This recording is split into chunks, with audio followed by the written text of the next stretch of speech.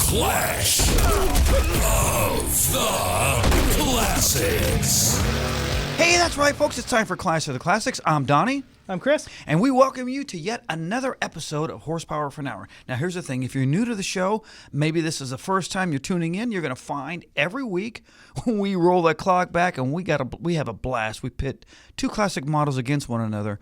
We look at exterior styling. We try to look at interior stuff, dashboards, powertrain design, whatever we feel fanciful over. And then we vote here in the studio on the car that we like best. And as always, we welcome you to let us know which car you like.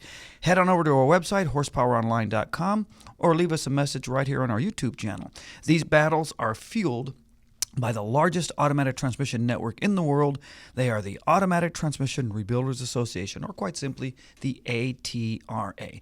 Today's going to be some fun, folks. It's all about the 1960 Buick Electra and the 1960 Mercury Monterey. I want to start with that Buick Electra two-door sedan. Now, before I get going, I want to be clear on one thing. We're not talking about the Electra 225 or the Deuce and a Quarter. Today, we're focusing on the entry-level Electra two-door hardtop. For 1960, Buick gave the car a bit of a facelift. The headlights were repositioned horizontally. If you take a look closely at it, it's on your screen right now. The grille was slightly redesigned. The engine was the ever-popular 401 nailhead with that twin-turbine Dynaflow automatic transmission. The Electra was highlighted as one of the most luxurious Buick models ever offered. It was built for speed and comfort, and Buick was just coming off some of the worst sales number ever during the late 1950s. Listen to this, Chris. 1955, Buick sold 750,000 cars. Now, for you guys out there, you might realize that's 750,000 vehicles. That's a ton. In 59, they barely got to 200,000. In 1960, they hung a lot of their hopes on that restyled Electra, the one you're seeing on your screen right now, and the Electra 225. Here's the thing, 1960 continued to be disappointing. There was some improvement. They sold, I think, right at 264,000 cars. And the Electra helped them get there, but especially the 225. It was the official pace car of the Daytona 500. But here's the thing. 1960, well, that's my era. And, I can't knock the 60s because that's where I'm from. But at the same time, there were some disappointing things all around, not only music, or not only cars, but we talked a little bit about music a minute ago. Yeah, I mean, to be fair, to kind of extend a little bit of a disclaimer, we do lean a little more towards the Sabbath, the Zeppelin, the MC5, in that vein of stuff. Even Deep Purple, throw that in there. I'm going to have to say a little bit of a kind of depressing time for the rock fans. According to Billboard, at number 1 is The Twist by Chubby Checker. At number 3... So the Twist rolled in at number 1? Yeah. Really? That's odd to me. I mean, I don't dislike the song, but that surprised me it rolled in at number 1. Yeah, and next up we have the theme from A Summer Place by Percy Faith and his orchestra. I don't think I know that one. No, we're probably better off for it. Yeah. Next, Jack. Are You Lonesome Tonight by Elvis Presley. One, yeah, I would have been with that because I would have been the only one who didn't like it. So... Yeah, a little on the disappointment side, but back to Buick. The interior and the dash were redesigned for 1960. It featured a Mirror-Matic speedometer, and I've actually had a chance to look at these up close. It's pretty cool. The lens could be adjusted so you could kind of get better visibility. If you're a tall driver or a short driver, you could adjust how the mirror would reflect. It was an interesting thing. I don't know if it was real necessary, but it was a cool gadget. Bucket seats were available for the first time and had a center console with a storage compartment. Windshield wipers and a trip mileage indicator all of a sudden became standard equipment. And I'll say that again. Windshield wipers in 1960 then became standard equipment. What'd you do before? Just get a rag? Yeah, exactly. Yeah, that's right.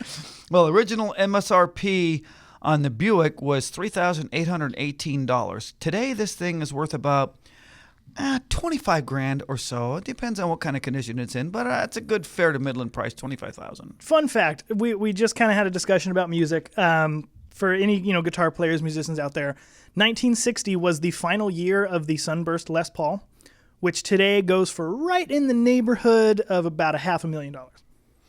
For a 1960 model? For an actual bona fide 1960. Because that was their 8th year of production, right? Because they came out in 52. 52, yeah. And then the burst happened in 58. 59 is the Holy Grail. 60 was the last one.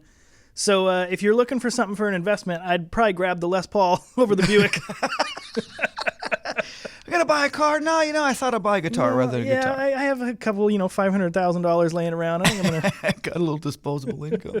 Well, before we go any further, I want to talk about the largest automatic transmission network on the planet.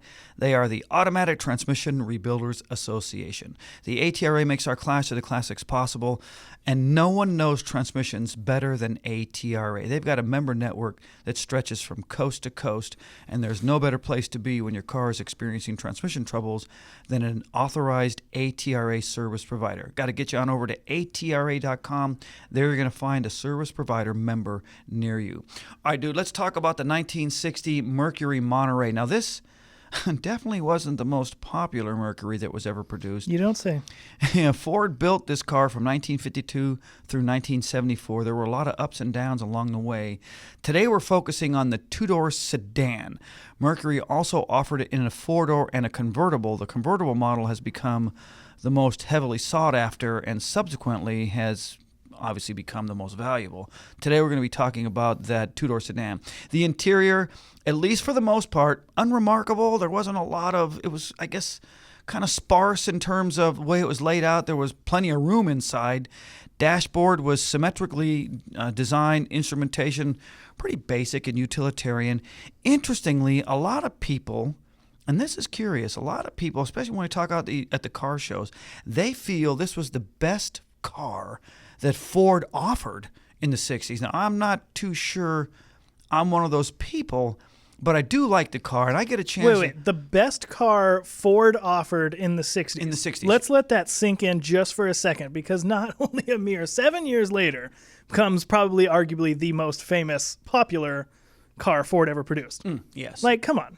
Starts with an M, ends with an Mustang. Yeah, because that was actually, I think, 64 was when that But hit. the 67 is like the one, Yeah, 67. Well, you think you're thinking more Camaro, but yeah, there was a lot of people that like the 65, 66 Mustangs. And I then think 60. I'm with you. For 67, me, the 67, the rear lights the was rear where lights. it's at. Yep, that's it for sure. In fact, But we digress. yes, we do digress. Yeah, my wife Susie and I, we had each had 67 Mustangs when we were kids.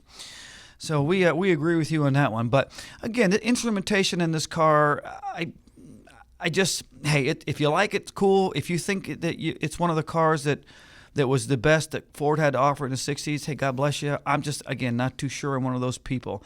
There were 3 engine choices. There was a 312, a 383, and a 430. The transmission was definitely the star of the powertrain. The cast iron Cruise-O-Matic was an awesome design.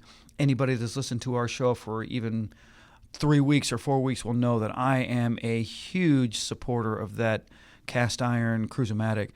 Definitely the best automatic transmissions of the late 50s and then the early 60s. And then, just to go off topic for just a moment, because we've been talking about music and different things in the 60s.